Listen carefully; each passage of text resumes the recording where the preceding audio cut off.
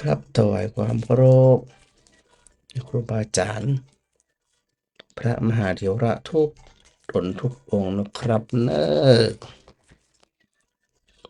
เดี๋ยวเนอะสอบขออันหูตัวเองก่อนนะมัน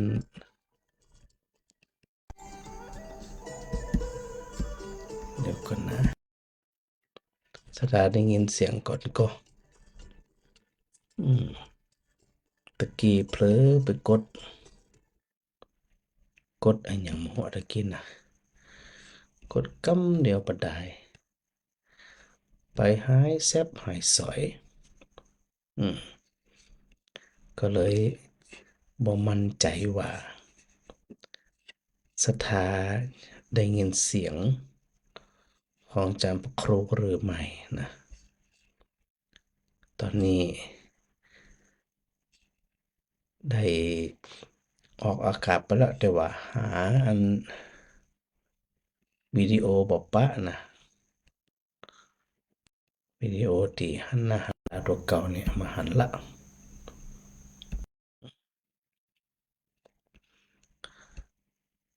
เดี๋ยวกันเนอะเสาะไปหาไปนะมันคงจะปะนะสถานะ วิดีโอหามปะฮะ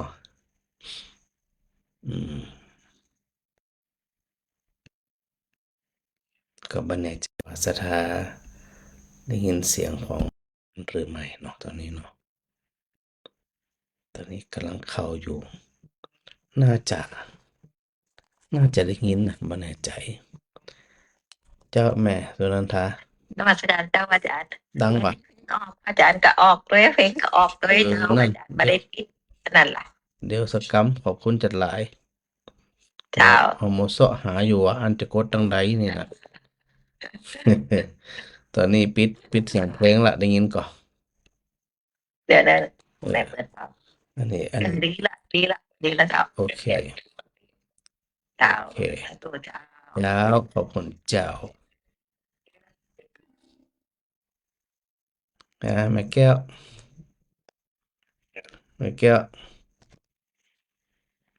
ฮัลโหลได้ยินก่อนได้ยินทุกเจ้าก่อน เดี๋ยวได้ยินนะตะกี้มันได้ยินกับเพลง กะได้ยินเพลงได้ยินเสียง เพลงให้คนฟังแหละ บัดนี้ปิดอากาศตะกี้ กันนั่นแหละกะว่าอย่าเอาเพลงให้พวก มัวเสาะหา เสียงพระครูกับได้ยินมีกับเพลง กะแต่ตอนนี้ได้ยินแล้วเนาะ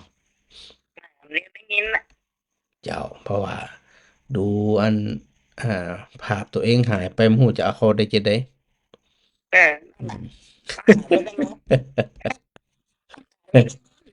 กดไปกดมาหมู่มันไปทางใดอย่างว่าน่ะก็กดไปกดมาหายแซบหายซอย มันได้หาน้ำมา ก็ว่าน่ะ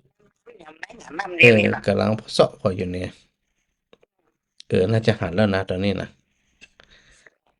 โอเคหันละ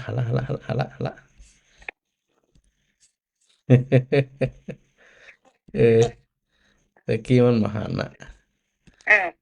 เอาแต่คดหาย ติ๊กๆหรอก แต่ตอนนี้น่าจะโอเคแล้วนะจากดูแล้วเอาหูตัวเองเข้ามาได้ละ ก็นี่นะ เจ้า ยินเสียงอาจารย์พระครูจะดี กดไปกดมาอันนั้นหายอันนี้หายนั่นเดี๋ยว บ่ซื้อ บัสื่อมันจะได้หู อาจารย์กดไปกดมากันอาจารย์บ่ซื้อล่ะ ตะกี้กดไปอันก็กำลังเอาผ้าพอใส่อย่างเขาใส่ไปใส่มาหายแซบ นั่นน่ะ คนได้ถามลงกันว่าหางาน จะเป็นอย่างเดี๋ยววันหลังจัดการใหม่ย่ำไป แบบจัดการดีๆเอามาเหมาะ แต่ตอนนี้โอเคอยู่เนาะเจ้าฮะ เป็นยังเป็นเอามาโชว์น่ะ ตอนนี้หันแล้วครับตอนนี้หันแล้วยัง นั่นแหละหันแล้วอีดอกไม้แหละ อ่าเสาะหาอันภาพอันตังทำหลวงเนี่ยกดไปกดมามันหายแซ่บเนี่ยก็เลยมาเป็นภาพนี้เหียนั่นเดี๋ยวเดี๋ยวก็ว่ากันใหม่เนาะ ปิดน้ำเหมือนกันนะ เจ้าได้กระบวนรักษาเนอเจ้า อ่า สาธุสาธุสาธุเจ้าหาสถานหนองบัวแดงไงยายพรสถานสังกำแพง ไม่ใช่การเจ้า วันนั้นพระจันทร์อันวันใดไหนวันนี้สาวพระจันทร์ไปแม่ออนอ่ะผ่านอันอย่างไรร่องบัวแดงอยู่อ่ะ ไปกินนอน ไปแม่ออนอ่ะ ก็แล้วมันอยู่บ้านออกต้องกระแดง กะพระจันทร์ไปอันถอดพระป่าที่วัดห้วยแก้ว ไปเกี่ยวบึ้งเลยนะ เจ้าไปห้วยแก้วแล้วก็ปี2 ปี 3 ปีก่อนเนี่ยไปวัดอะไรอย่างฮะสหกรณ์6 ขึ้นไปเบิ้งตัวเชื่อ แต่ลุงอันพอหนังรถหา เรามาจังเวียนนี่แล้ว นะพระจันทร์ก็เข้าไปตั้งสังกำแพงนะกะ ก็ลูกน้อยเกี่ยวเรามาที่เชื่อ ก็มาที่เดียวอันนั้นน่ะ ไม่ใช่สิ อันไผก็อยู่อันร่องวัวแดงอ่ะตีเคยโทรศัพท์มานั่นนะพระจ๋าไม่แน่ใจว่า104.5เปิดได้เชื่อมสัญญาณหรือไม่เนาะวันนี้เนาะแม่ฟังจากหยัง ว่าถ่ายหิน อ๋อวัดฝายหินแหละ โอเคแสดงว่าฟังอยู่วันก่อนน่ะเหมือนมาละมีไผโทรมาก็จากร่องวัวแดงอะแม่ยังจำมาได้ละ ไม่ใช่มันตำบลเราไปจะบนหรอ อืม บนลงใจบ้านมีชีวิตหมู่บ้านเลยอ่ะ นะเปิ่นโทรมาก็เลยนึกถึงว่าสถาอันสันกำแพงเปิดฟังอยู่รู้เอ็นน่ะ มันใหม่ เจ้า มันใหม่โมชอโมเช็ด เจ้าดีละจะได้กะสบายดีนะแม่นะ สาธุเนอะ เอาให้เจอเด้อ ฮะ เรื่องละเอาให้เจอไปลืมมาละ สาธุเนอะ อันนี้หายใจเอาไว้อ่ะ เจ้าสาธุเจ้า ฮะสถาหัวเรียน เจ้า เจ้า ตอนนี้เอาเทปใส่กัน ตะคืนนี่ชั่วโมงที่2กะท้ายๆนะ เขาบอกโอ้ยแม่ลูกสุปาบมาแป เจ้า ดโมงไปแล้วนะแต่ตกไปมาถึงเขาพอนาฬิกา8 โมงมัน8 โมงไปแล้วเนี่ยไอ้โทรหาพระอาจารย์ 8 โมงปลายก็เป็นนั่นสดอยู่นะถ้าเลย3 ทุ่มปลายเนี่ยมันเป็นเทปเจ้า เคยเป็นเทพแล้วเนาะ ช่วง2 ทุ่มถึง3 ทุ่มปลายเนี่ยยังเป็นรายการสดอยู่นะ อันในแม่ประพังไทยอ่ะเนาะ ถึงว่านะเนาะมาฟังท้ายๆนะฟังเทปแล้วเนาะถ้าเปิดไปงานวัดงานวานี่เก็บผางอย่างเดียวนะไปเก็บขยะอย่างเดียวนะ ก็ต้องพูดมาเด้อกัน เปิ่นบ่กินหอมตอมม่วนเรียบร้อยแล้วตัวไปเก็บขี้เหอะอย่างเดียวนะน่ะเก็บผาง ข้างไหนก็ได้ที่มันบาดใจรู้ได้เทพรู้ได้ไอ้เนาะ ล้างถ้วยล้างจานอย่างเดียวนะ อาจารย์ไปไหนไอ้เนาะไม่มีธุระสักทีไหนมีงานเขาดำใจเนาะวิอ่ะ อันเสียงวิทยุชัดเจนนี่นะแม่นะ เด่นในเจ้าตะกี้ได้ยินเสียงพระอาจารย์หลอดมากกับเพลงมันออกติ๊กๆนะ อ๋อสถาใดอันนั้นพระอาจารย์ลืมปิดจ้ะแม่สุนันทาเปิ่นนั้นบอกมาลืมปิดไป ดีอีแม่จะกดกับแม่นั่นกดออกมาให้ก่อนเลย ดีละขอบคุณจัดหลายเนาะ เจ้า จ้า ไปประชุมกับปะโด อืม แต่คนก็นักก็เอารองเท้าไปหายหรอก ก็เป็นหยังธรรมชาติ เกือบหายนี่ธรรมชาติมากจะได้กษัตริย์แม่ เจ้า เจ้า เจ้า ฮะแม่4,000 เจ้า แม่4,000ร้อยสเก็ตจ้ะ เจ้า เจ้าเราอันบ้านอย่างบ้านร่องบัวแดงนี่คือบ้านไผก็ว่าน่ะ ยายพร นั่นน่ะเพราะที่ว่านั่นพระจันทร์นั่งรถผ่านอยู่นะร่องบัวแดงอย่า บ้านยายพรก็นะ จันไปไหนแม่ฟังวันไหนกดวันห้าช่องมันมีสัญญาณบัลลิงอย่างมาสักอย่างแต่รับละเหียอย่านั่นเตอะ ถึงว่านะรับละเจ้าน่ะรู้เนี่ย โนเฟนมาได้ไหนต้องรับก็เบื่อเลยอ่ะ ไอ้อย่างมันม่วนกันรับมันเป็นยาแค่รับยานอนรับกะ ซื้อแบบมันเอามาตั้งไว้ข้างๆหมอนนี่อ่ะ เอาหมอ ตะแคงดูอย่าดูไปดู โอ้ มารับเหรอเลยอ่ะ หมอขนาดพี่เอนี่นะมันต้องกินยานอนรับแล้วพี่เอนะม่วน กันตื่นขึ้นมาอาจารย์ แต่วันนี้อัน104 วัดหัวอันวัดก็ฝ่ายหินเปิ่นอันเชื่อมสัญญาณนะแม่เนาะ เจ้า เจ้า เชื่อมสัญญาณแล้วเชื่อมสัญญาณมาได้เป็นเดือน2 เดือนบุรแก้แซ่บไป ให้จะไม่สอยก็อย่างที่อันได้บอกไว้นะก็ครูบาอาจารย์นะแบ่งๆกันออกเนาะนี่แหละได้กันมาถีกัน ก็วันนั้นได้ยินอันออกมาการบังเพิ่งเสียงอาจารย์มาเน่ได้อู้กับอาจารย์แล้วว่าไอ้โบเหียให้ กะ โพดบ่โห กะหมอกฝนตกกำเดียวเนี่ยสู้อ่ะกำเดียวหายแทบอี เจ้า เอ ก็ อ รู้อย่างไรนะวัดไฟหินกูเตืออันเปิ้น เชื่อ จะ มสัญญาณ เชื่อมสัญญาณเปิ้นต้องเก็หาอาจารย์ออกวันแบบวันอังคารกับวันพุธวันพฤหัสนี่นายเนาะ วันนี้วันพุธยังหยังมาแวบเดี๋ยวได้ยินอาจารย์ผู้สามกรรมหายแซ่บ กะตัวมันแป้งอันอูเมินบ่ได้เหรอ เดี๋ยวละสาธุเนอะแม่สิพันเนอะเจ้าแม่สิพันดอยสะเก็ดเจ้าสาธุเจ้าในเบื้องต้นอยากจะได้ฮู้ว่าอันสัญญาณของสถานีวิทยุ106.5เมกะเฮิรตซ์ได้ได้ยินกันโดยทั่วหน้าหรือไม่เนาะแต่ส่วนทาง Facebook สถาก็น่าจะได้ยินดีแม่มาลัย เจ้าอาจารย์เข้า เจ้าอย่างมาไล่ปลาไข่ไตน้องงั้นแนทหาหรือยัง เจ้าแม่สั่งของแล้วมุดแล้วเนอะ เจ้าน้องแนทโทรหาหรือยัง น้องแม่ยัง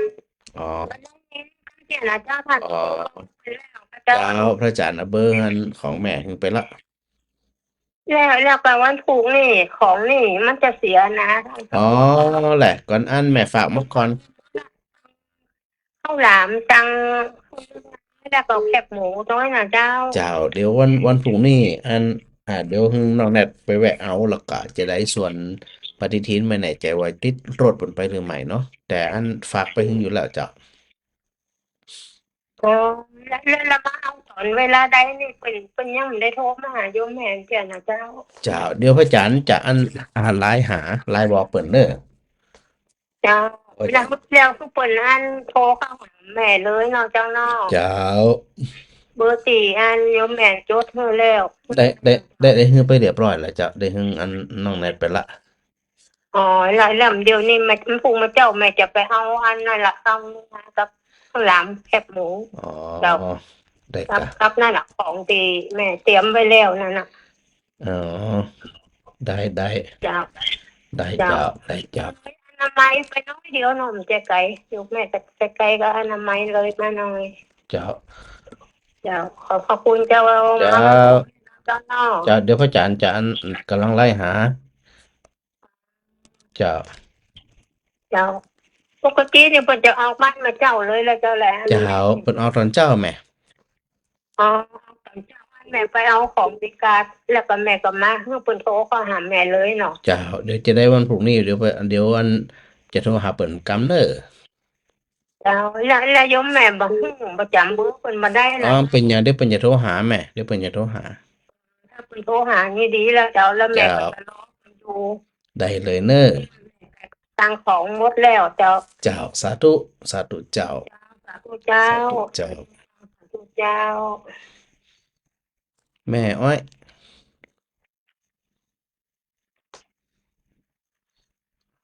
เป็นได้เหียฮะ นมัสการเจ้า เจ้า เจ้า แปลก หาหัวมันเป็นแบบต้องกดมันน้อยกะ นั่งนั่ง เออ เข้าปั๊บเลยนี่ร้านเขาแรงเหมือนเดียวนี่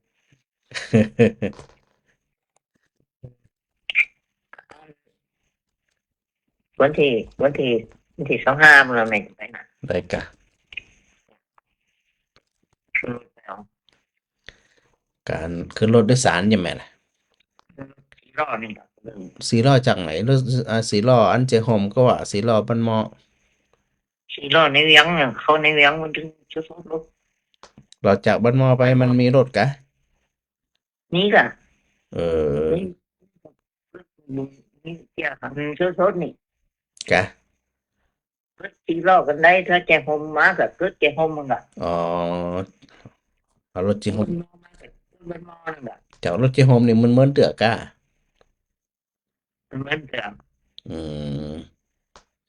มันมอสี่รอบมันแกใครนี้เดียวอะ เจ้าเจ้ามันอย่างเดียวนี้มันสมัยไปเดี๋ยวนี้ต่างคนต่างมีรถเนาะปรับไปตามนั้น มีรถสั่งมีแต่กล้าขี่คนในเวียง บ่ต้องไปละมันอายุหลายละแม่บ่ต้องไปเสี่ยงอย่างมัน เน้ออาศัยรถอันโดยสารไปเน้อแม่เน้อ เจ้า เจ้า ไป สาธุ โดยสารไปเอา เจ้าสาธุ ยังขึ้นรถโดยสารไปอ่ะ ดีละเดี๋ยวไปปากกันพุ่นเน้อ เจ้า เจ้า มัน สาธุ มันเป็นน้ำใจกันแต่เจ้า สาธุเจ้า ก็เป็นอันว่าชัดเจนดีแล้วนะ อันสถาฟังแหมสักหนึ่งสายก่อนจะเข้าสู่การสนทนาธรรมกันฮะสถานะบัวฟังชัด วันจ้าเจ้า แจ้วละมะฮะครูนี่คืออย่างบ่ได้นี่ ฮะ ฟังอยู่ตลอด กะบ่ได้โทรมากะ ฟังตลอด เจ้าร ายการนี้ประจวบมันต้องท่าทางจะรับจะนอนแล้วนะ บ่ได้รับหยังทุกเจ้ายังบ่ได้รับ โจนจบจน ฟังจบแล้วรับสบายอีก อืม รับหม่อนรับงานรับสบายเนาะ เขามีความสุขรับดีนอนดี จิตผลฮอจิตผ่องใส แล้วอันมาตั้งทำหลวงก่อนนะมาสะดวกก่อนนะไก่เห็นนี่ ฉันจะถามลูกสาวว่าจะนอก เจ้าเอาสะดวกนะที่ถามถึงเอาลูกๆสะดวกเนอะ ให้ลูกสาวนี่ถ้าแม่จะไปหนูไปส่ง น่ะมาหูจักมันทุกเจ้า จะถามลูกน้อยมันถึงจะได้จะว่าเขาจะดูตื่นมาเดี๋ยวว่าทีหนึ่งทีสองอย่างอ่ะได้ยินเสียงคนเฒ่าที่ทำบ่อยเขาอ่ะมันปิดวิทยุจะทำกันมันได้ตื่น อืม ลูกพอปักกระตื่นแล้วกูคืนเลยแล้วเป็นสวดอย่างใช่ไหมไร อ่ะ เป็นสวดอะไรอย่างบทอย่าง จะบดอย่างกับได้ยินทีเนาะ อ๋อ โอ้ยบ่ได้เนาะ แล้วก่อนนอนแม่สวดมนต์ก่อน ทุกวัน นั่นแหละโอเคโหละคือตัวจิตเนี่ยนะแม่นะ เข้าลูกบ้านไกลคุณมาเนาะบ้านสวนเนาะ เจ้าไกลกันก่อนอ่ะ ลูกคุณมาแล้วก็มาสวดบ้านใหม่ไปแถอยากจะตื่นวันเลยอะ ไกลกันก็ มาพบไก่เก่า ได้ฟังแล้วเป็นจะได้ฟังอันตื่นมาแล้วได้ยินแล้วมีความสุขก็ว่าจะได้ บอกว่ามันมีความสุขนะตรงนี้ไอ้อย่างอย่ามาคล้องมาปานหัวใจเลยอะ โอ้โซโดยปกติเกิดแม่ตื่นตีตัวใดอ่ะ โอ้คนตีหนึ่งตีสองก็ตื่นละ ตื่นนึง เวลากาละอยากจะจังว่าก ะแล้วรับกี่โมงรับ4 ทุ่ม แต่เท่าเขาทราบว่าคงจบแล้วบอกนะ แล้วตื่นตีหนึ่งยังมาฟังตื่นเนาะตื่นที่อีกถึงวันกะ คนเดียวมัน แล้วก็รับแฮมต่อก็ รับของไปรับของ ไม่ไรสบายใจได้ว่าอันพระอาจารย์รับเพื่อเรียบร้อยละเด้อ ยังสบายใจ โอเคดีละเดี๋ยวพ่ออาจารย์อธิบายแต่นี่ตอนเนอร์แมนเนอร์เจ้าสา วัน ธุ หน้ามาวันหน้ามาเอวแท้นะ ไต่ไปนะผักกัดจรกันใหญ่แล้วก็ผักกัดจรอ่ะ เป็นไงมาสองแล้วมันแบบแก้เดือน กะ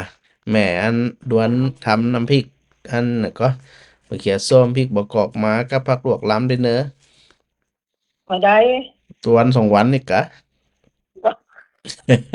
วันสองวันนี่มันจอนเด็กก็ เดี๋ยวว่างๆมันมาหับปัก อ่านก็จะบอก เจ้า จะบอกมาถ้ามันจอนนะก่อนเนี่ย โอเค สาธุเด้อ เจ้า เจ้าสาธุสาธุตั้งหน้าไปกินผักกาดจรอันเนี่ยก็ห่างชัดปุ่นกันนะจิใกล้ๆนะปัตตลา ใจใกล้ๆเลย ที่แม่ถามเนี่ยแม่ไรถามเมื่อกี้นี่นะว่าตื่นมาแล้วมักจะได้ยินเสียงสวดมนต์เนาะเสียงสวดมนต์ก็เลยถามว่าอันสวดมนต์ประจำหรือไม่เปิดมีสองบ้านนะสวดบ้านปุ่นแล้วบ้านมานอนที่หำบ้านหนึ่งก็สวดก่อนนอน อันนี้เนี่ยตีพระอาจารย์ถามต่อว่าแล้วตื่นแล้วได้ยินเนี่ยมีความวิตกกังวลหรือว่ามีความสุขแม่ก็มีความสุข ได้อูอยู่เสมอเนาะสถานะว่าสภาพจิตของคนเฮาเนี่ยถ้ามันได้แนบชิดอยู่กับสิ่งใด มันก็จะไปแนบชิดอยู่กับสิ่งนั้นเปิดห้องว่าอาจินนะจิตอาจินนะกรรมคำว่ากรรมนี่ไปลืมนะบางทีหมู่เฮามักจะไปเข้าใจว่ากรรมเนี่ย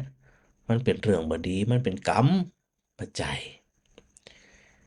กรรมเป็นคำกลางกลางบดีบ่เสีย แต่ถ้าหากว่าเป็นอาสันกรรมขอไปอาจินกรรม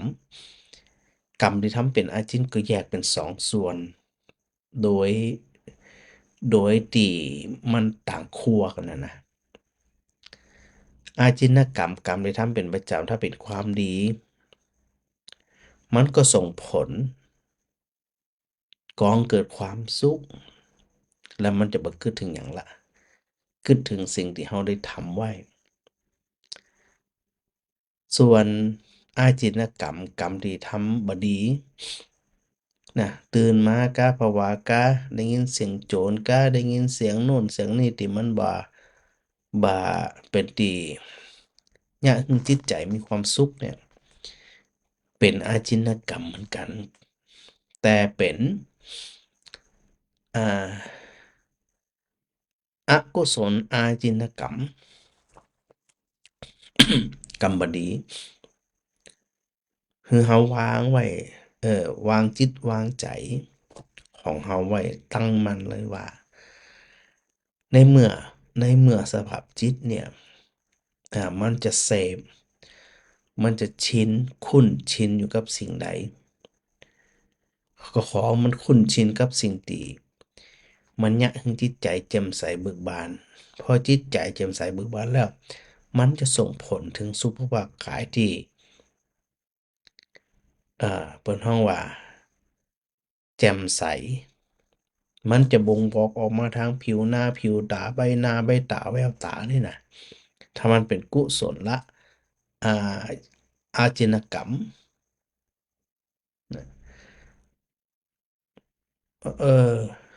มีแห่งกรรมหนึ่งที่ฮ้องว่าเป็นสังขารปุญญาภิสังขารอปุญญาภิสังขารอาเนนชาภิสังขารเนี่ยเขาเอาสองครัวก่อน ปุญญาภิสังขารกับอปุญญาภิสังขาร ปุญญาภิสังขารก็คือคำว่าสังขารอย่าไปลืมนะสังขารแปลว่าปรุงแต่งปัจจัยรูปร่างกายในคำนี้นะ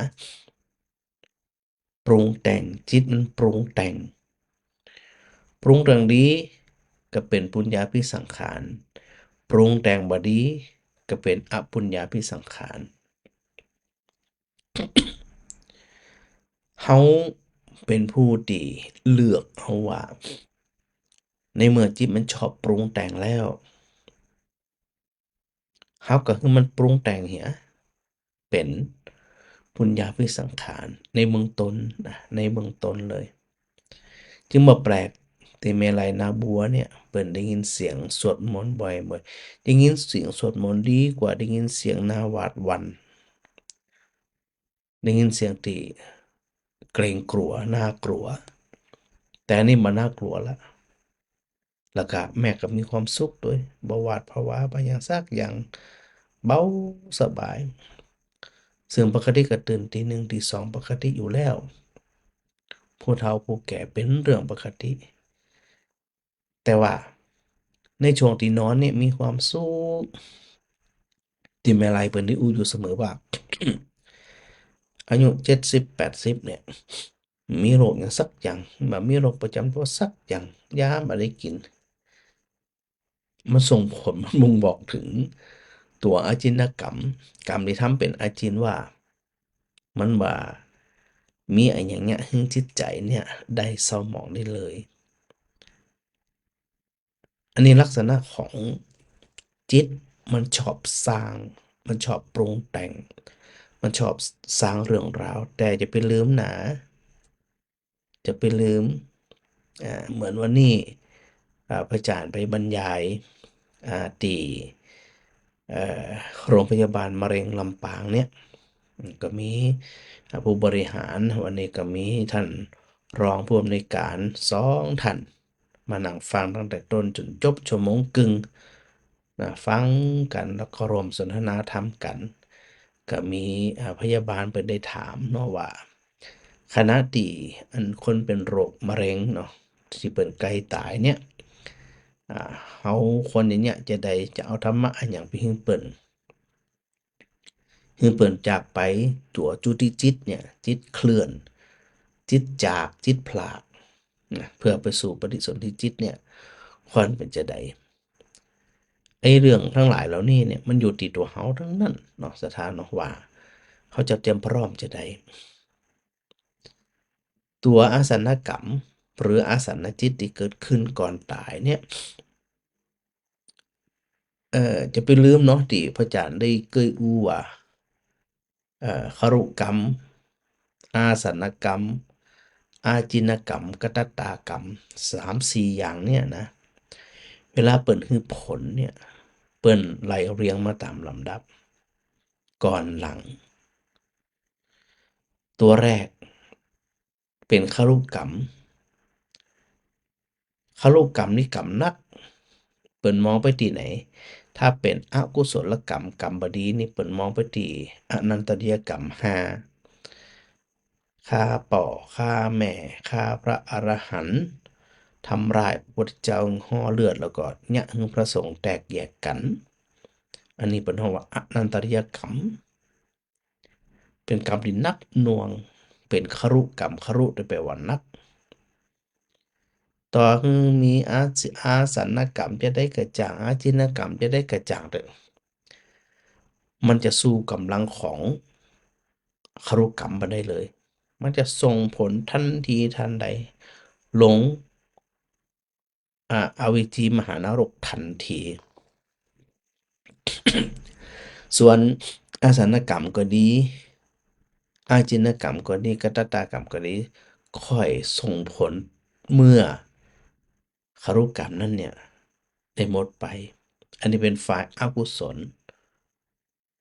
นะฝ่ายอกุศลครุกรรม แต่ถ้าเป็นฝ่ายกุศลครุกรรมกรรมนักเหมือนกันก็คือผู้ที่ได้ฌานสมาบัติปล้นได้ฌานที่1 2 3 4ว่ากันไปปล้นไปเกิดเป็นพระพรหมทันทีเหมือนกัน อาจินกรรมก็ดีก็อาสันกรรมก็ดีอาจินกรรมก็ดีกตัตตกรรมก็ดีส่งผลที่หลังหมดเลยผู้ที่ได้ฌานสมาบัติก็คือผู้ที่บำเพ็ญสมถกรรมฐานประพฤติปฏิบัติในเรื่องของสมาธิจิตแนวเป็นหนึ่งเดียวที่ห้องว่าเป็นเอกคตาเด็ดขาดอันนี้เป็น ข่มข่มจิตข่มใจข่มในหยังต่อมีอะหยังใดบางท่านมีฤทธิ์มีเดชอันเกิดจากจิตที่มีพลัง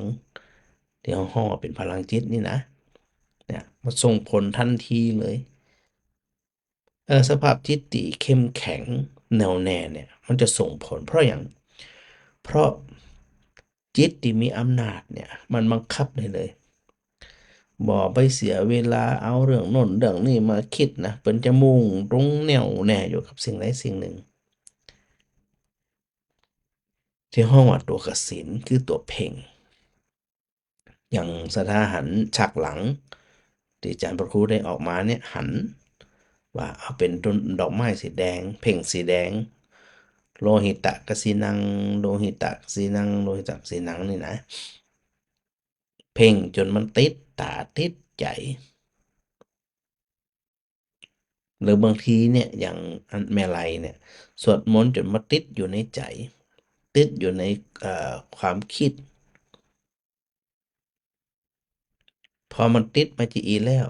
จิตที่มีพลังที่ใส่ใจในการตัดเรื่องวุ่นวายภายนอกออกได้ทันทีทันใดเนี่ยพลังจิตตรงนี้จิตจะมีแต่ความสุขโดยสถานเดียวความทุกข์มาสามารถที่จะเข้ามาหาได้เลย เพราะตัดขาด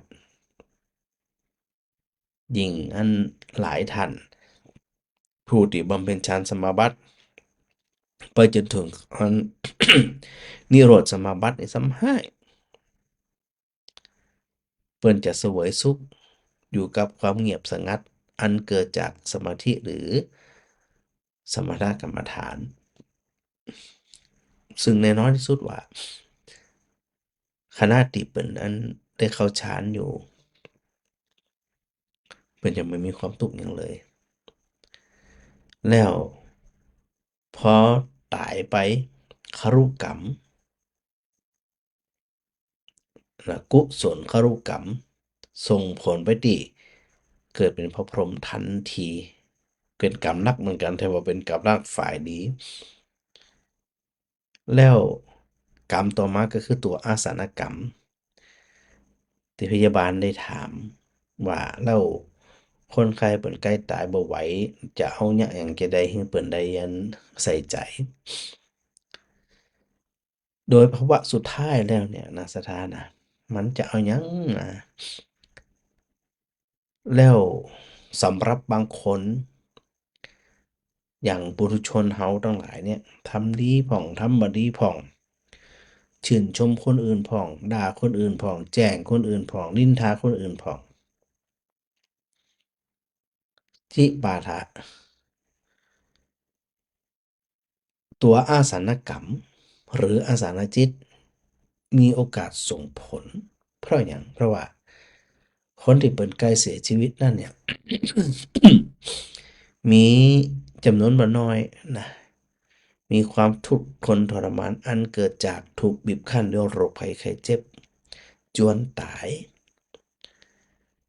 คนที่ทำงานคุณงามความดีมายังมาเปรอะปะเต๋อแต่ถูกความทุกข์ความเจ็บไข้ได้ป่วยเขาบีบคั้นแล้วเพิ่นอยากจะได้เพิ่นฮ้องว่าหลงจิตมันหลงมันบ่คิดถึงความดีสักอย่างอะคิดถึงอันความเจ็บปวดอย่างหนักหน่วงเนี่ยกำลังบีบคั้นอยู่เกิดทีนี้ตัวอาสนกรรมจึงมีประโยชน์อย่างที่มีพุทธเจ้าไปโปรดบางคนเพิ่นยังหันอยู่ก็หันผ้าเหลืองซึ่งเป็นสัญลักษณ์ของบุญหรือผู้ป่วยหลายคนมื้นตาบ่หันหยังแล้วแต่อันโสตประสาทคือหูเนี่ยยังได้ยินอยู่ก็ไปกระตุกไปกระตุกกระตุ้นเตือนให้เพิ่นได้ระลึกถึงความดีที่เพิ่นได้ทำไว้ นึกถึงเลย นึกถึงหยังคิดหยังบ่ได้พุทโธไว้เน้อพุทโธอ๋อนี่เพิ่นเคยประพฤติปฏิบัติมาก็ เปิดก็นึกถึงได้แล้วนะอ๋อพุทโธพุทโธพุทโธพุทโธถ้าอันกรรมบดีนักกว่ากรรมดีแต่ตัวอาสนกรรมส่งผลก่อนเปิ่นก็จะไปเสวยสุข7 วันพอวันที่8เมื่อใดนั่นล่ะอาจินกรรมจะมาเสวยมาอันอ่ามาสนองแล้วไปส่งไปอาจินกรรมนั่นเผลอๆคนทำคุณงามความดีไปสู่ดีๆแล้วสุขสมรยภพแล้วอันเกิดจากอาสนจิตอาสนกรรม พอเลยวันที่7วันที่8เปิ่นก็ไปเสวยผลก็คือสุคติสัมปรายภพเพราะเปิ่นได้ทำเองอย่างเองอ่ะเปิ่นได้เสวยของเปิ่นเองแต่ว่าตัวอาสนกรรมเนี่ยบ่ได้เกิดขึ้นง่ายๆต่อหึงทุเจ้าไปสุขสู่ไปปั่นป้อนไปให้ระลึกถึงนี่นะคนบ่เคยทำเนี่ยมันสิเกิดได้กึดตึ้งบ่ออกกึดตึ้งบ่ได้อืม ที่ใดมันเกิดบ่ได้ มันจะไปส่งผลถึงในเรื่องของอาจินกรรมปุ่นก็มันบ่เคยเนี่ยมันจะเกิดจะได้ อย่างคนบ่เคยไปที่ไหนอะบ่เคยไปไหนอะบ่เคยไปเมืองใดเมืองหนึ่งบ่เคยเลยนะเปิ้นบอกว่าเกิดไว้เน้อเมืองนี้เน้อเมืองนี้เน้อเกิดได้ก็ยากมากเลย เพราะว่าตัวเองบ่เคยไปเหมือนกัน ตัวอาสนกรรมเวลาส่งผลเนี่ยส่งผลง่ายที่สุดก็คือคนที่เปิ่นทำมาโดยตลอดนะโดยทั่วไปเนี่ยหมู่ลูกหลานก็มีความปรารถนาดีเนาะอย่างน้อยๆก็ไปกระตุ้นเตือนให้เปิ่นที่อันได้คุณงามทำคุณงามความดีแต่คนที่ทำบ่ดีมาตลอดชีวิตนั่นตัวอาสนกรรมจะฮึ่งกึดดีเนาะกุศลอาสนกรรมกุศลอาสนจิตเกิดขึ้นคือมันดีบ่ได้เลยเพราะมันบ่เคยทำเนี่ยสถ้าจะไปอันดูดายหลายๆเรื่องนะจะว่าเฮาอยู่เฮาก็ทำบุญเฮาสวดมนต์เฮาอย่างนี้แล้วพอละใจอย่าลืมระดับของความเข้าใจทางคำสอนของพระพุทธศาสนา มีทาน มีศีล มีสมาธิ มีปัญญาต้องยกระดับความเป็นชาวพุทธที่มีแต่ความเจริญก้าวหน้าใด ซึ่งวันก่อนพระอาจารย์พระครูก็ได้นำปาสถาญาติโยมทั้งหลายได้อู้เรื่องหยังได้อู้เรื่องของลักษณะของโคลักษณะของคนเลี้ยงโค11ประการที่บ่ประสบความสำเร็จแน่ๆเลยตึงบ่ประสบความสำเร็จนะแล้วก็ได้ว่ามาถึงตอนไหนละบ่ฮู้จักหนทางมันก็โคบ่ฮู้จักหนทางอันคนเลี้ยงงัวบ่ฮู้จักหนทางแล้วจะพาโคไปทางใดอะมันก็บ่ได้ฮู้เรื่องฮู้ราวถ้าในทางพุทธศาสนาที่พระพุทธเจ้าตรัสเปรียบเทียบว่าทุกเจ้าก็ดีสถาก็ดีถ้าบ่ฮู้จักหนทางนั้นจะบ่มีความเจริญในพระธรรมวินัยเป็นอันขาด ซึ่งการรู้จักต่างก็คือมรรคาอันอย่างคือมรรคอริยมรรคมีองค์8ที่ได้ไหลไว้วันก่อนสัมมาทิฏฐิสัมมาสังกัปปะสัมมาวาจาสัมมากัมมันตะเนี่ยไหลไปด้วยหนทาง8ทางนี้เท่านั้นที่นายโคบาลผู้เลี้ยงโคก็ดีที่เปรียบเทียบเหมือนพุทธเจ้าเหมือนอทุเจ้าเหมือนสถาต้องประพฤติปฏิบัติในอริยมรรคมีองค์8 2ข้อสุดท้าย3ข้อกะเหลือ3ข้อนะตะกี้อู้ถึงเรื่องกรรมไว้นะกรุกรรมอาสนกรรมอาจินกรรมแล้วก็กัตตากรรมนะเดี๋ยวไปว่ากันนะจากนั้นเนี่ย ได้อู้ถึงมาถึงคำว่าบ่บ่ฮู้จักบ่ฉลาดในโคจรโคจรก็คือหนทางที่จะต้องวิถีชีวิตการดำเนินชีวิตเนี่ยถ้าบ่ฮู้จักเลยมันก็ไปบ่รอดบ่มีความเจริญงอกงามในพระธรรมวินัยบ่มีความรู้มีความเข้าใจหาจิตที่จะมีความสุขสบายสดใสเบิกบานบ่ได้เลย ถ้าตุเจ้าก็ดีศรัทธาก็ดีบ่ฉลาดทางโคจรคือสติปัฏฐานสี่ดังนั้นคนที่จะบ่คนที่บ่ฉลาดบ่รู้เรื่องบ่เข้าใจในส่วนของโคจรอันในสี่ฐานเนี่ยก็คือสติปัฏฐานสี่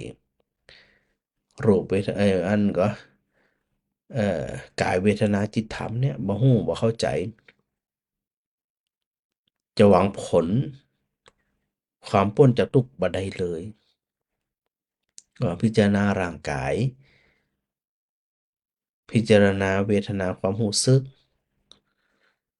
พิจารณาเห็นอย่างแหมตัวจิตความคิดและพิจารณาถึงสภาวะธรรมสภาพธรรมในอัน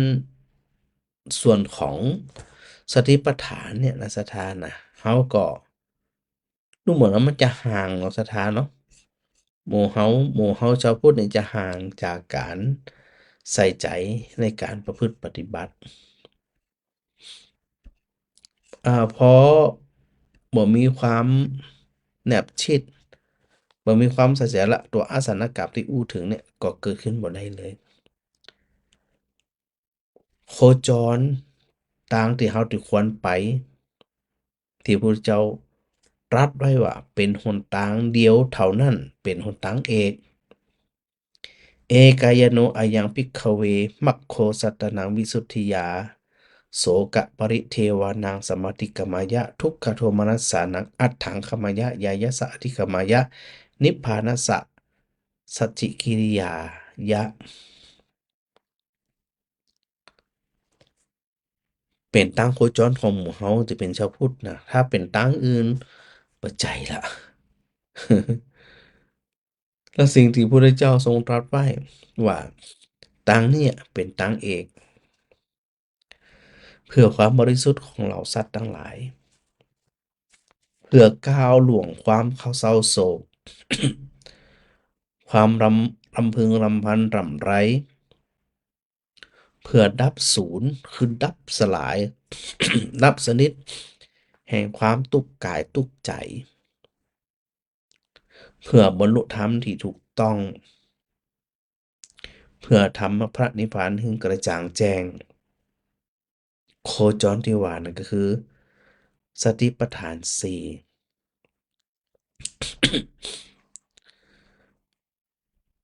เราจะเข้าไปใส่ใจซึ่งพระจันทร์ก็ได้นำพาสถานทั้งหลายเนี่ยได้แตะอยู่บ่อยๆแต่ว่าบ่ได้เข้าสู่อันการประพฤติปฏิบัติอย่างจริงจัง โยมวราพร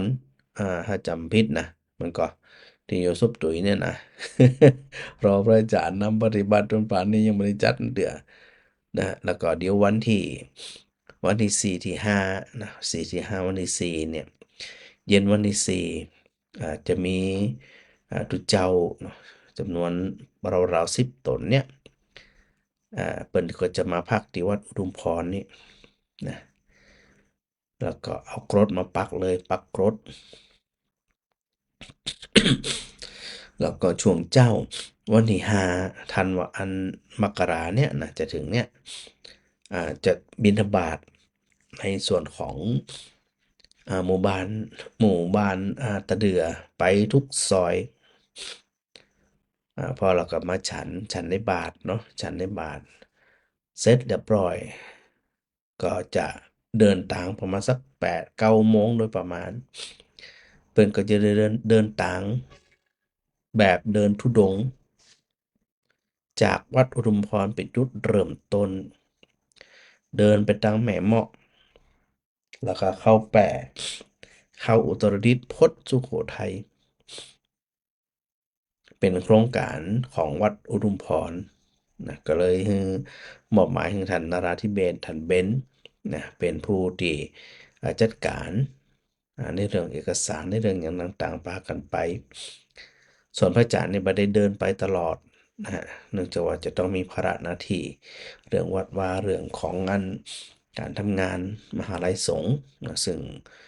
จะต้องเตรียมในส่วนของการปฏิบัติวิปัสสนากรรมฐานของในส่วนนครลำปางตัวเองที่จะมีขึ้นวันที่12ถึงวันที่21นะเพิ่นจะเดินกันประมาณสัก10วันกะ10 วันแล้วก็วันสุดท้ายก็จะรถตู้ไปรับจากสุโขทัยกลับมายังลำปางนะดังนั้นเนี่ยอันนี้ประกาศเชิญชวนเนาะศรัทธาท่านใดที่จะสะดวกเนาะโดยเฉพาะสถาบันตะเดือนะฮะตำบลพิชัยเฮานี่หรือศรัทธาในเขตตำบลพิชัยที่ใกล้ๆนะมันไกลเรือนเคียงทุกคนเนาะถ้าสะดวกก็มาใส่บาตรวันที่5นะเจ้าวันที่5อ่าเจ้าพระครูก็จะพาเดินมาประมาณสัก6 โมงครึ่งเป็นต้นไปเดินไปเดินไปโปรดศรัทธาญาติโยมวันที่5นะจากนั้นก็ส่งพระถึงโมดเนี่ยเพิ่นจะเดินธุดงค์แบกรถเดินธุดงค์ไป ก็ถือว่าเป็นการฝึกฝนความอดทนตัวเองเป็นการโปรดศรัทธาญาติโยมตัวอย่างตัวเองเปิดห้องว่ามีกุศลเจตนา มีความคิดดีๆ อาจารย์ก็สนับสนุนไปก็ช่วยดูแลในหลายๆด้านแทบจะทุกเรื่องนะในกรณีที่อันมันขาดตกบกพร่องจะใดนะเพราะว่ายังมีเวลาอยู่พอสมควรเนาะอันนี้ได้บอกศรัทธาญาติโยมไว้นะคนใดที่จะมีความสะดวกมีความพร้อม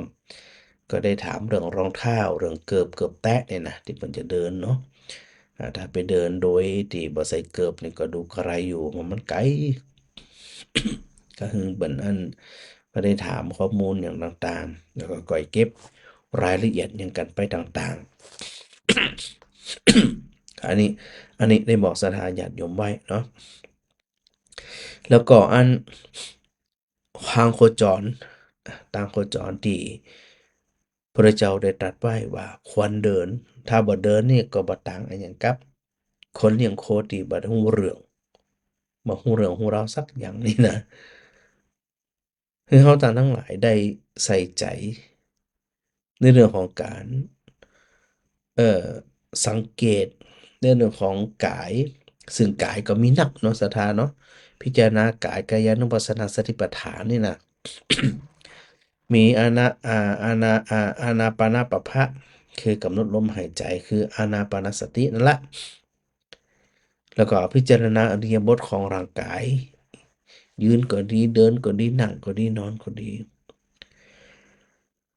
หรือพิจารณาความเคลื่อนไหวของกายคือสัมปชัญญะปัปพะเช่นคู่แขนเหยียดแขนขยับอันหยังกระจ่างเตอะนะอันนี้ก็เป็นส่วนของกายปฏิกูลปัปพะพิจารณาความน่าเกลียดของร่างกายว่าเป็นของปฏิกูลธาตุปัปพะพิจารณาถึงร่างกายด้วยความเป็นธาตุดินธาตุน้ำธาตุไฟธาตุลมแล้วก็ นวสีวทิกาปภะพิจารณาร่างกายเห็นเป็นซากศพในป่าจ้าในป่าเหวอันนี้เป็นส่วนของกาย แต่ทั้งนี้ทั้งนั้นศรัทธาก็ต้องกึศนะว่า เอาตัวแรกก็ได้พิจารณาลมหายใจเข้าหายใจออก ไปใส่ใจไปสังเกตเห็น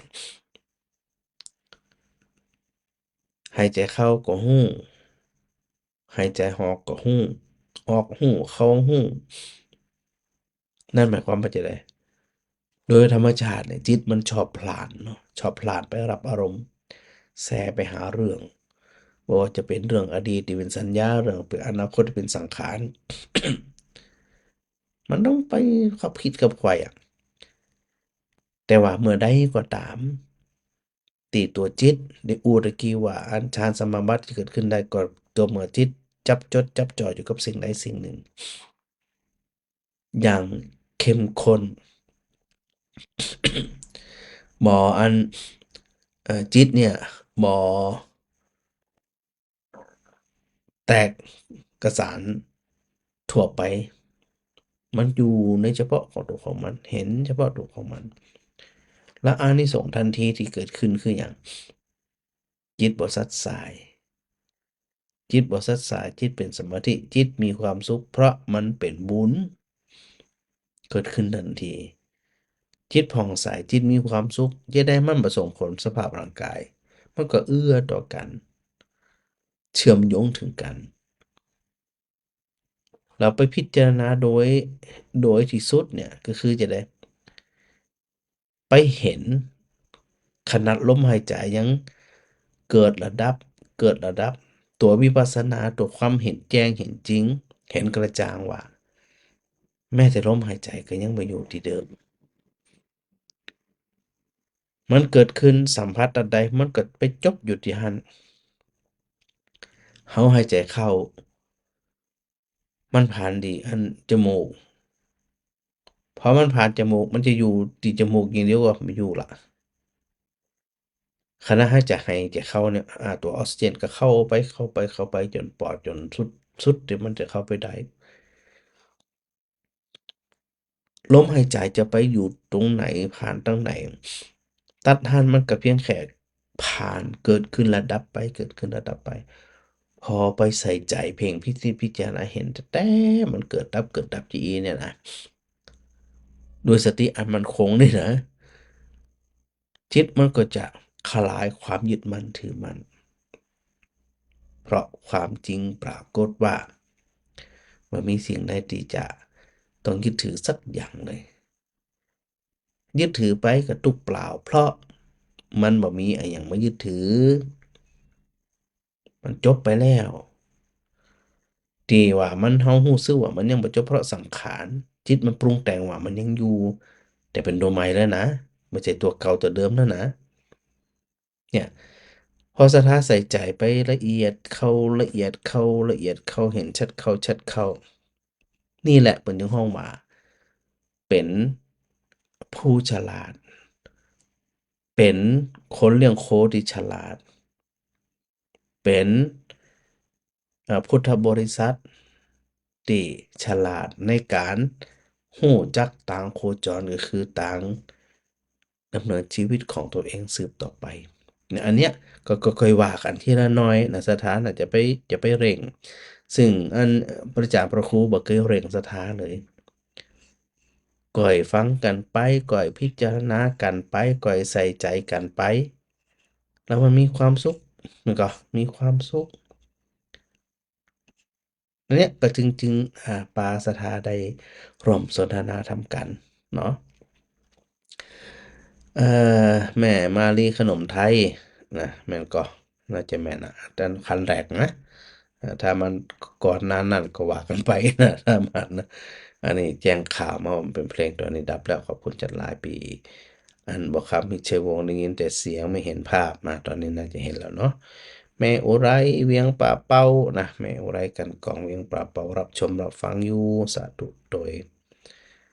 ฉากหลังเย็นตาเย็นใจดีนะเอาภาพมาจากอินเทอร์เน็ตเนอะแม่สมควรใจน้อยเนี่ยกลับสาธุแผ่พิสมัยสีเจ็บทำโรงเพราะครุจิตตามธรรมะยามดึกอยู่เนอะอาจารย์พระครูเนาะภัทรเดชแก้วยานะโอ้ภัทรเดชนะอาจารย์ดรเอนะเปิ่นไปอยู่ปุ่นเป็นลูกศิษย์ของพระอาจารย์นี่แหละเปิ่นไปอยู่วัน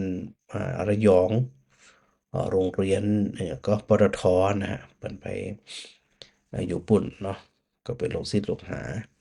เป็นโรงเรียนเปิ่นฮ้องว่าเป็นโรงเรียนอันสาธิตของปตทเปิ่นแล้วก็มีอันลูกหลานนะละอ่อนจากตาเดือเนี่ยไปสอบก็สอบติดคนหนึ่งเหมือนกันนะชื่อน้องเกมกับน้องเกมหรือน้องเจมส์นี่แหละนะเป็นคนที่เห็นเก่งอย่างเก่ง อย่างไรก็ฝากดูแลละอ่อนเนอร์ จากดรพัทรเดชสาธุนะได้ทักทายมา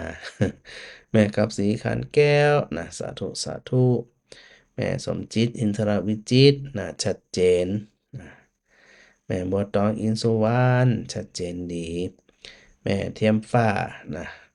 ฉากหลังดูชุ่มชื่นดีเนาะ สาธุโยมความสุขนะกรารนมัสการมาแม่เพ็ญแม่เพ็ญกับฟังเจ้าแม่มาลี เจ้ากราบนมัสการเจ้าค่ะหลวงปู่ เจ้า โยมแม่ไม่เรื่องจะถาม2เรื่อง 2 เรื่องถามเรื่องเขาแล้วย่อมได้ตอบเตียนนะนี่ จะถามเรื่องตั้งธรรมหลวงเจ้า เจ้าได้เลย วันที่25นี่จะทำมาลัยต้นมาลัยปลายแล้วก็เริ่มสวดกันแหลกคาถาพันธ์ไปเลยแหละเจ้า เจ้าเริ่มตั้งแต่ตอนเจ้าเปิ้นไปกว่าจะจบกับบัดแลงมันนะเจ้า แล้วก็วันที่26ก็ต่อพันเลยแหละเจ้า เจ้าวันที่26ก็ต่อทำเกิงหนึ่งก็ปีนี้จะแล้วเร็วน้อยหนึ่งบ่ถึง2-3 ทุ่มเหมือนเดิมละ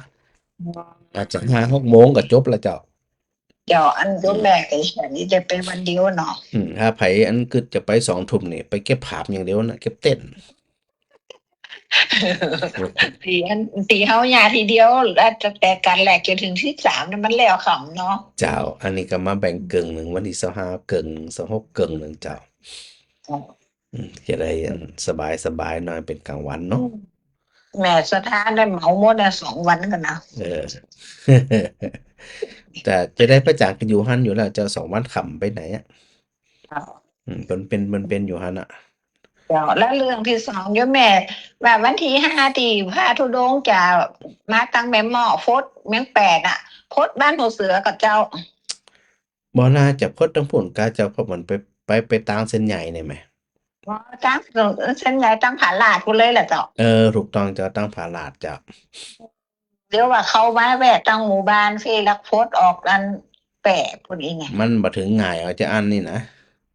เพราะกำหนด กำหนดเป็น10 วันเจ้าไปถึงงานสุโขทัย เจ้ามาใจโยมแม่ว่ามาตั้งหัวเสือจะได้ตั้งรับมาได้ บานาจะไปทั้งพุ่นเพราะว่าเวลาเปิดจำกัดแค่10 วัน เจ้า เจ้าถ้าใครสะดวกก็แวะมาที่นี่ที่วัดตะเดือวัดอุทุมพรไปมาเพจเลย หัวเด้อนั่นนะไม่ไก่ เป็นอย่างเอาสะดวกกว่าเนอะ จ้ะ เจ้าได้กะ สาธุเจ้า สาธุเจ้าก็ดูอันก็ลูกศิษย์ลูกหาขาดเนี่ยก็ก่อยถามกันไปน้อยละหน่อยเจ้าฮะนายพิพิน เจ้า เจ้า ธรรมะวันนี้เยี่ยมมากเลย เยี่ยมหมักเลยกะ เยี่ยมมากละเอียดมาก โอ้โห ซึ่งนี่เนาะ หลักซึ่งก็คืออันถ้าเข้าใจแล้วที่พระอาจารย์ว่านะกะคำอันรสของพระธรรมของพระเจ้านั้นยิ่งเข้าใจยิ่งเบายิ่งทิ้งนะอันนี้คือแก่นของการประพฤติปฏิบัติธรรม มันจะบ่แบกบ่หามบ่ถือหยังสักอย่างอยู่ไปตามนั้นเข้าใจความจริงที่มันเป็นอยู่เอกะ เจ้าแล้วคนเฒ่านั้นเข้าใจยากด้วยเนาะ ก็ธรรมดาเจ้าธรรมดา ใช่ให้ช่วย แต่ฟังบ่อยๆก็ย้ำไปย้ำมาเองเข้าใจดีเหมือนกันนะ เข้าใจเจ้า นี่แหละ เยี่ย นี่ ม แหละ เยี่ยมโอ้ยเยี่ยมมากเจ้าสาธุเจ้า สาธุเจ้าแม่เพ็ญสารดรนะก็จุดประสงค์ก็แค่เนี้ยที่พระพุทธเจ้าตรัสไว้อยู่เสมอว่า การแสดงธรรมก็เพื่อที่จะให้ศรัทธาได้เข้าใจ ว่าพอเข้าใจอย่างกระจ่างแจ้งแล้วเนี่ยนะ มันบ่มีหยังจะต้องสงสัย มันบ่มีหยังมันเป็นสีเทาสีดำอ่ะ มันหันชัดเลย สีขาวก็ยังมีเลยนะแต่ว่าการยึดถือความสุขเนี่ย มันเป็นหนทางที่เราจะนำไปสู่การทิ้ง ถ้ามันไปตุกอยู่นะมันก็เกิดความบ่เป็นสัพพยะ ทุกข์ทนทรมานสุดท้ายก็เบื่อหน่ายมาเอาไหนมาเอาหยังนี่นะถ้ามีความสุขแล้วเนี่ยมันเป็นตัวเริ่มต้น ที่จะนำไปสู่การทิ้งบนท้องว่า100 บาป100 บุญ บาปก็บ่เอาบุญก็บ่เอา เมื่อใดนั้นน่ะมันถึงจะหลุดพ้นแล้วก็จิตเป็นอิสระเหมือนนั้นนะ แม่เพ็ญก็ฟังสาธุนะแม่อำไพสาธุสาธุนะโยมต้อยวันที่อย่างที่พระอาจารย์โอ้พระอาจารย์จะไปวันที่15นะจะไปนอนที่วัดตรุกเนาะโยมก่อนอุมาวันนี้ถ้าบ่หนาวนะสักวันจะเข้าไปหาเน้อ แต่คืนใส่เสื้อกันหนาวนะโยมมันสุขใจเหลืองอรุณเลิศได้ถามว่าพระอาจารย์หนาวกันลำปางเนี่ย วันนี้มันหนาวตัวใดบ่เหมือนตะหวาเนาะแม่จันเป้งปัญญารักษาสาธุโดยแม่สุนันทากาดีนะสาธุสาธุแล้วก็แม่อัญชันมงฉันเงิน ส่วนโทรศัพท์ที่สถาถูโฟนอินเข้ามานั่นได้รับผ่องบ่ได้รับผ่องก็จะไปว่ากันเนอะเนื่องจากเวลาตัว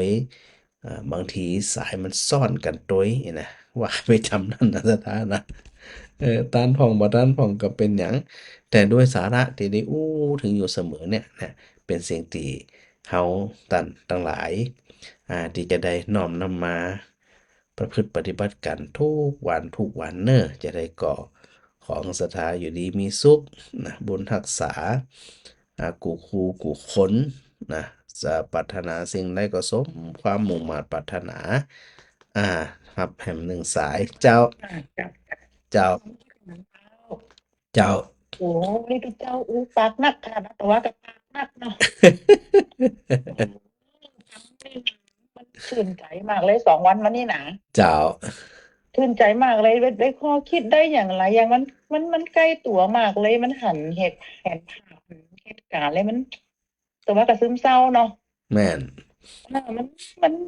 มันใกล้ตัวมากเลยโอ้พระอาจารย์เยี่ยมมากเลย2 วันนี่นะ เจ้าก็เอี้ยมันอย่างที่ว่าเนี่ยก็พยายามปาศรัทธาไปทางลัดเนี่ยไปทางอ้อมมันเสียเวลาล่ำ อาจารย์ก็เคยอู้มาแล้วนะเรื่องพวกนี้เนาะ แม่นก็ย้ำแม่นคือศรัทธาเพิ่นจะได้บ่ได้ได้เครียดได้หยังบ่ต้องไปจำมัน ช่วงบางครั้งเนี่ยที่พระอาจารย์อู้ก่อนๆมาบางทีเขาจะมาเจอเหตุการณ์พวกนี้ แม่น พอดีมันมาผ่านเหตุการณ์จริงมาพระอาจารย์มาย่ามเหมือนกันมันสะดุดใจเลยเนาะ แม่นมันเห็นภาพเจ้า เนาะเจ้าปากแรกวันนี้บัดรับบัดนอนให้โอ้โหสามารถมาเนี่ย เจ้า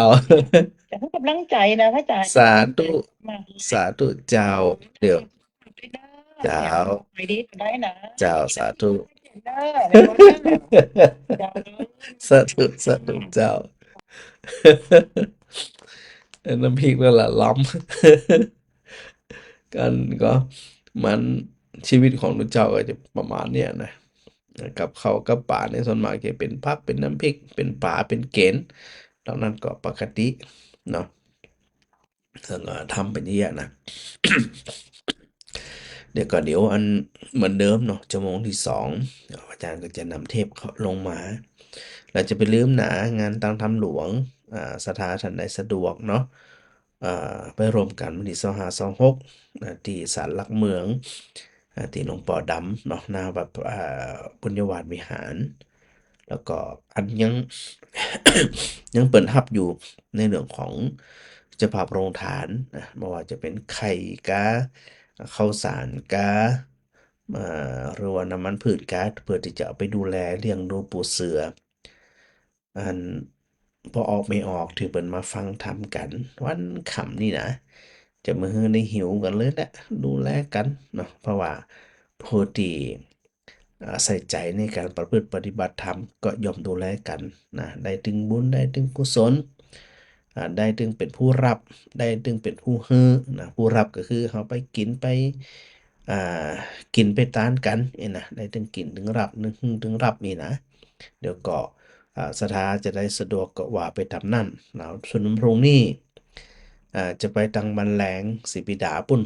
ท่านเบนเปิ่นก็ได้บอกประจานว่า ศรัทธาเปิ่นจะได้นำวัตถุดิบนะไปรวมตั้งโรงทานตัวยแต่เดี๋ยวหึงงานตุเบนเปิ่นประสานงานอยู่เนาะถ้าพระอาจารย์มาได้มาไปด้วยตัวเอง ก็จะหึงตุเบนนั่นละไปเป็นตัวแทนถึงศีลถึงปอนกับศรัทธาถึงบ้านถึงจองเนอะแต่ถ้าพระอาจารย์มาติดไอ้หยังก็จะแวะเวียนไป ตั้งมันแรงทางสิปีดาโดยเนาะ น้องโทนี่ก็ว่ากันเนอะบุญรักษาบุญกรรมบุญจูกันกูคู่กูคนที่ลืมบ่ได้ก็ต้องกราบขอบพระคุณครูบาอาจารย์ทุกตนเลยนะครับ ที่ได้มีเมตตาแวะเวียนมาฟังกันเป็นระยะนะครับเนาะก็ต้องกราบขอบพระคุณเป็นอย่างสูงนะครับเนอะ